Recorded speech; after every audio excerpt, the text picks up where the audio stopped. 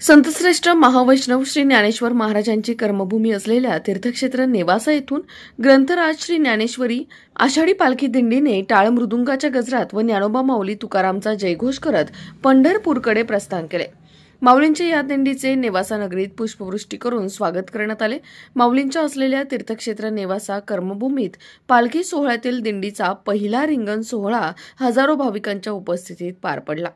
यावेळी माऊलीच्या गजराने नेवासे नगरी दुमदुमली होती। नेवासा येथून माऊलींच्या निघालेल्या या पालखी दिंडी सोहळ्यामध्ये हजारो वारकरी भाविक सहभागी झाले होते।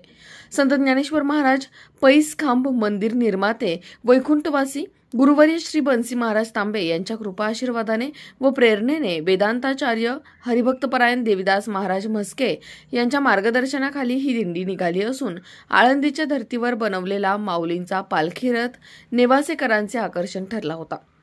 तीर्थक्षेत्र नेवासा नगरीत संत ज्ञानेश्वर माऊलींच्या पावन पदस्पर्शाने पुन्हा एकदा भक्तिरस नांदला असल्याची भावना भाविकांमध्ये होती। दिंडी प्रस्थानापूर्वी श्री क्षेत्र देवगड संस्थानचे महंत राष्ट्रसंत गुरुवर्य श्री भास्करगिरीजी महाराज व पैठण येथील संत एकनाथ महाराजांचे वंशज पैठण महंत श्री गोसावी महाराज यांच्या हस्ते वेदमंत्रांच्या जयघोषात माऊलींच्या पादुकांचे अभिषेक घालून पूजन करण्यात आले।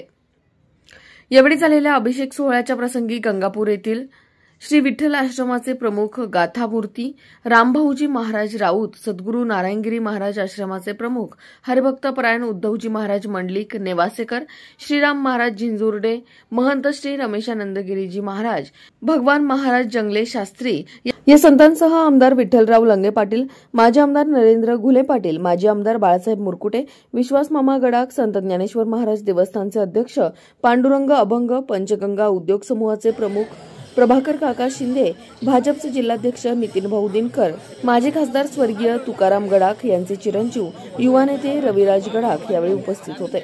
उपस्थित संत महंतांच्या हस्ते पालखी रथात ठेवण्यात आलेल्या माऊलींच्या पादुकांचे पूजन करण्यात आले। या पालखी सोहळ्यामध्ये केलेल्या आवाहनानुसार असंख्य दिंड्या सहभागी झाल्या होत्या। संत ज्ञानेश्वर महाराज मंदिर प्रांगणातून पालखी दिंडी नेवासा शहरात नगर परिक्रमासाठी आली असता या दिंडीने चौकाचौकात सडामार्जन करून रांगोळ्या घालून पंचारती ओवाळून सुवासिनींनी स्वागत केले, तर भाविकांनी फटाक्यांची आतषबाजी करत माऊलींच्या या दिंडीचे नेवासकर नागरिकांनी स्वागत केले। माऊली दिंडीच्या स्वागतासाठी नेवासा शहरातील प्रत्येक चौकामध्ये विविध संस्था संघटनांच्या वतीने स्वागत कमानी उभारण्यात आल्या होत्या, तर इतर तरुण मंडळाच्या वतीने दिंडीवर पुष्पवृष्टी करण्यात आली। या दिंडीतील पहिला रिंगण सोहळा नेवासा एसटी स्टँडच्या प्रांगणात झाला। माऊलींचा हा रिंगण सोहळा पाहण्यासाठी पंचक्रोशीतील भाविकांनी ही मोठी गर्दी केली होती।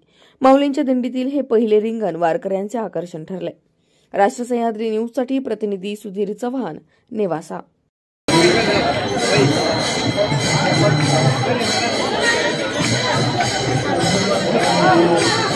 या नेवासा या तीर्थक्षेत्राहून माऊलीचा पैस खांब आणि माऊलीची ज्ञानेश्वरी जिथं प्रसिद्ध झाली असा ज्ञानेश्वरी पालखी सोहळा आज नेवासा ते पंढरपूर यासाठी जाण्यासाठी पूर्वीपासून पालखी फक्त मंदिराची जात होती, परंतु आता संपूर्ण तालुक्यातील काही अहिल्यानगर, काही तुमचं संभाजीनगर या परिसरातून सगळ्यात दिंड्या या ठिकाणी 25 ते 30 दिंड्या एकूण जमा झालेल्या आहेत आणि जवळजवळ 5 ते 10 हजार भाविक आज या दिंडीला प्रस्थानाला या ठिकाणी उपस्थित आहेत। आणि म्हणून हा सोहळा अतिशय भव्य दिव्य आणि संपूर्ण नेवासा नगर जिल्हा आणि त्यांचा एक भव्य दिव्य सोहळा असं आळंदी ते पंढरपूर, देहू ते पंढरपूर हे जसे मोहळे सोटे त्याच पद्धतीनं हा मोठा मोहळा सोहळा या ठिकाणून निघत आहे। म्हणून अतिशय आनंदाचं वातावरण संपूर्ण तालुक्यामध्ये, जिल्ह्यामध्ये, वारकऱ्यामध्ये समाधान निर्माण झालेलं आहे। या दिंडी सोहळ्यासाठी